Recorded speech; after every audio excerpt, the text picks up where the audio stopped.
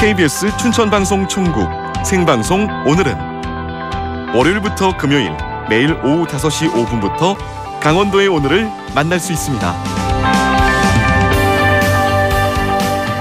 우리 지역 이모저모 손영주 리포터가 소식 준비했습니다. 어서 오세요. 네, 안녕하세요. 춘천 시민들을 대상으로 소셜 리빙 랩 프로젝트가 진행됐다던데 다 영어예요. 이거 뭔가요? 네, 춘천사회혁신센터에서 진행하는 소셜 리빙 랩 C입니다. 이게 제목은 좀 어렵지만 일상에서 시민들이 겪고 있는 문제에 대해서 직접 해결 방안을 기획하고 또 실험까지 해보는 건데요.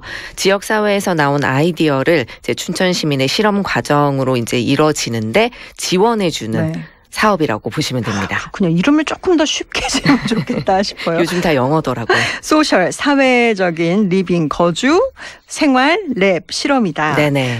이렇게 또 해석을 해야 됩니다.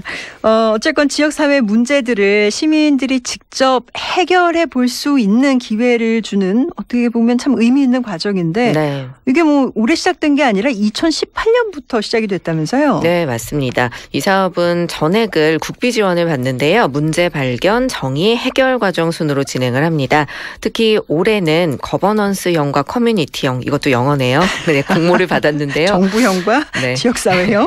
총 6가지의 프로젝트가 진행이 됐어요. 저희 라디오에서도 소개해드린 적이 있는데 어린이 식당 운영, 그리고 미혼모의 마음 살리는 밥상, 또 출근길 안전하게 자전거 타기 등 6가지의 그런 프로젝트였습니다. 일단 춘천사회혁신센터 박수미 매니저에게 이야기 들어봤습니다. 새로운 연결 일상의 변화를 꿈꾸며 센터에서 해왔던 이전에 이제 18년도부터 했던 리빙랩 지원과는 좀 차별점을 두었는데요. 거버넌스형이랑 커뮤니티형 이렇게 모집 단위를 나눴던 게 좀 특징이었던 것 같습니다. 그래서 거버넌스형은 장애, 공원처럼 그동안 리빙랩을 통해서 제한되지 않았던 사각지대 주제와 20년에 저희 춘천사회혁신센터에서 진행된 소소한 동네연구 사업을 통해 춘천시와 공동정책 협약을 맺은 청년, 먹거리, 도서관 주제들로 한정하여가지고 이제 시민, 행정, 학교, 기업과 같이 연결망을 만들어서 문제를 해결해보는 방식으로 거버넌스형을 한번 해보고 일상생활 속에서 나오는 모든 생활 문제를 새로운 모임이나 커뮤니티를 통해 해결해보는 커뮤니티형 이렇게 나눠서 팀을 선발해서 관련 주제의 활동들이 더욱더 지역에서 춘천에서 펼쳐질 수 있도록 지원하였던 것이 특징이었던 것 같습니다. 네, 이렇게 2개의 모집 단위로 나눠서 진행을 했는데 특히 지역 내 기관 단체들과 협약을 진행해서 좀 구체적인 성과도 만들어냈다고 합니다.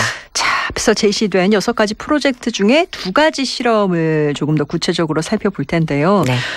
모두의 소통을 위한 쉬운 소통판을 제작한 팀이 또 있죠. 네, 팀명이 나빌레라인데요. 자유롭게 날아다니는 나비처럼 발달장애 아동 청소년들이 자신을 찾았으면 좋겠다라는 마음으로 팀명을 지었습니다.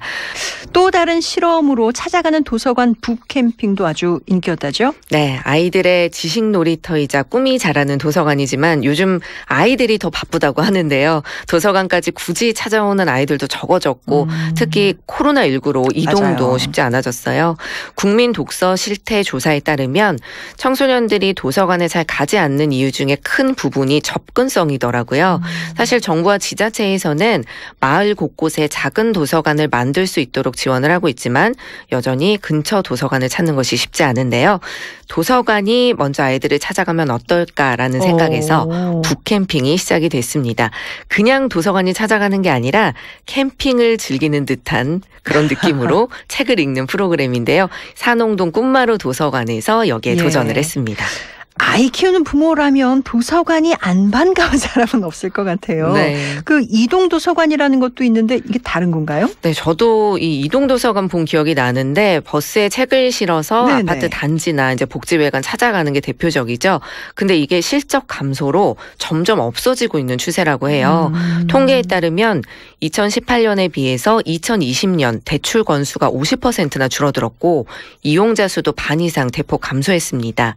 이 프로그램을 맡은 산홍동 꿈마루 도서관도 역시 방문객 대부분이 아파트 주민인 작은 도서관이거든요. 재미있는 북캠핑을 만들어 봤는데요.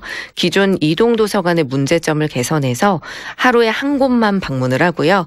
별도의 열람 공간을 따로 만들어서 캠핑 분위기가 나도록 현장을 꾸몄습니다. 실제로 캠핑을 힐링하는 것 같은 느낌을 받도록 했군요. 네, 맞습니다. 김동윤 관장의 설명 들어보시죠. 코로나 때문에 뭐 2년 동안 도서관을 못 갔다라는 아이들도 있었고, 어떤 주민들은 도서관을 가기 위해서 아이하고 이제 뭐 20분, 30분 넘게 걸어서 가야 되기 때문에 되게 어려움이 많았었던 그런 이야기들도 많이 들었고요. 또 거리가 가까울수록 더 도서관을 자주 갈 수 있다, 이런 것들을 우리가 확인할 수 있었어요. 또 하나는 날씨가 추울 때도 있었고 상황이 있었음에도 불구하고 아이들이나 어른들이나 나와서 책을 보는 모습을 보면서 도서관 이용하고 싶은 이런 열망들이 되게 크다라는 것들을 또 확인할 수 있었어요. 이렇게 열람 데코를 이렇게 해놓으면 사람들이 오래 머물고, 그리고 프로그램들을 하면 사람들이 도서관에 많이 온다, 그리고 찾아가면 사람들이 도서관을 더 자주 온다라는 것들을 저희가 또 확인할 수 있었어요. 또 이 북캠핑을 통해서 저희가 봤던 가능성 중에 하나가 공동체 활성화 될 수 있는 가능성을 저희가 확인을 했고요. 작은 도서관이 만들어질 수 있는 마중물이 될 수 있다라는 것들 하나 확인했거든요. 북캠핑을 했었던 장소가 두 군데인데, 한 곳에서는 북캠핑 끝나고 나서 그 입대회장님하고 소장님하고 그 아파트에 주민들이 마음을 모아가지고 작은 도서관을 만들자. 아니, 안 그래도 요즘 캠핑 유행인데 아이들이 정말 좋아하겠어요. 네, 책을 보러 오고 싶게 만들자, 인테리어를 좀 해보자라는 목적이 있었는데요. 예상이 적중했습니다. 새로운 체험 독서를 재밌어 했고 야외 놀이터로도 손색이 없었는데요.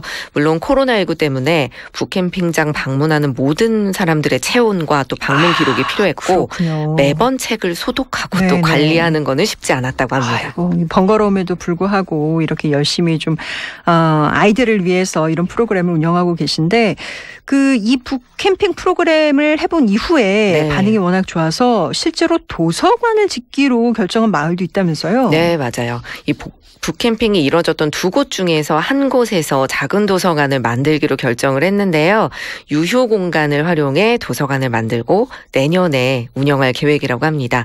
이게 취재를 하다가 알게 된 건데, 아파트 300세대 이상에서는 아파트마다 문고 자리를 반드시 만들어 놔야 한다고 해요. 진짜요? 네, 하지만 실제로는 문고가 운영되는 것이 거의 없는데요. 못 봤어요. 네, 춘천에서 160개 아파트 중에 이 작은 도서관이 있는 곳이 16개밖에 없었습니다. 10%. 네, 이 이유는 문고 자리를 만들도록 규정은 되어 있는데 여기에 대한 지원이 전혀 없기 때문인데요. 이번 실험을 통해 이런 사회적인 문제들도 발견하게 된 것이 큰 성과 중에 하나라고 볼 수 있습니다.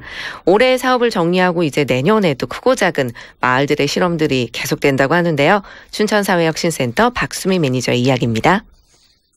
2018년부터 시작된 춘천소셜 리빙랩은 문제 발견, 문제 정의, 문제 해결 과정의 순으로 진행돼서 누군가에게는 좀 다소 어려울 수도 있고, 리빙랩을 하신 분들은 또 다음 단계에 대한 갈증이 계속해서 있어 왔는데요. 그래서 내년 2022년에는 춘천소셜 리빙랩을 포함해서 일상 관찰가 사업, 이게 어떤 거냐면 일상의 문제를 발견하는 그런 쉬운 프로젝트를 지원하는 사업부터, 혹은 리빙랩처럼 지역 안에서 문제 해결 경험을 가지신 시민분들이 모여서 본격적으로 비영리 활동을 해보시는 그런 활동을 지원해드리면 어떨까, 저희가 이런 생각이 있어서 비영리 스타트업을 12월 31일까지 모집하고 있어서, 네, 이런 사업들을 통해서 시민 활동 생태계 구축을 이제 다양하게 한번 활동을 해볼 예정이라서 저희 춘천사회혁신센터에서 진행되는 내년 사업들에게도 지속적인 관심 부탁드리겠습니다. 그러니까요. 그냥 실험으로 끝나지 않고 이런 프로그램들은 지속 가능한 사업으로 이어졌으면 좋겠어요. 네, 오늘 소개해드린 두 가지 프로젝트 외에도 다른 사업들 역시 전문 단체 조직들과 협업을 하거나 커뮤니티를 꾸준히 운행하겠다는 계획을 밝혔습니다. 2022년에 비영리 활동도 지원한다고 하고요. 이게 스타트업 모집이 내일까지니까 혹시 관심 있으신 분들 참여하면 좋을 것 같고요. 또 내년 사업들도 곧 발표가 된다고 합니다. 또 오늘 소개해드린 6팀의 결과 공유회와 활동 모습이 그 춘천사회혁신센터 1층에 전시가 돼 있거든요. 혹시 활약상 궁금하신 분들은 찾아보셔도 좋을 것 같습니다. 네, 알겠습니다. 오늘은 춘천사회혁신센터의 소셜 리빙랩 관련 소식들 들어봤습니다. 손영주 리포터 수고했습니다. 네, 고맙습니다.